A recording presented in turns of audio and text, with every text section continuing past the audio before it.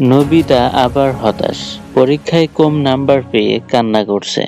ঠিক তখনই ডোরেমন তার পকেট থেকে একটি ছোট্ট আলো বের করে বলে, নবিতা, আজ আমি তোমাকে একদম আলাদা কিছু একটা জিনিস দেখাবো। ডোরেমন বলে, এটা হচ্ছে ফিউচার ফিক্সার টাইম রিমোট। এটা দিয়ে তুমি তোমার ভবিষ্যৎ পরিবর্তন করতে পারবে। নবিতা রিমোটে বাটন চাপতেই চারপাশে নীল আলো ঘুরে যায়। নবিতা ভবিষ্যতের নিজের রুম দেখতে পায়। হঠাৎ নবিতা দেখে ভবিষ্যতে সে খুব সফল। ফিউচার নবিতা বই লিখছে, রোবোটিক প্রকল্প করছে এবং সবাই তাকে সম্মান করছে। নবিতা অবাক। সে বলে, আমি কি সত্যি এত কিছু করতে পারবো? ডোরেমন হাসে এবং বলে, পারবে, যদি আজ থেকেই চেষ্টা করো।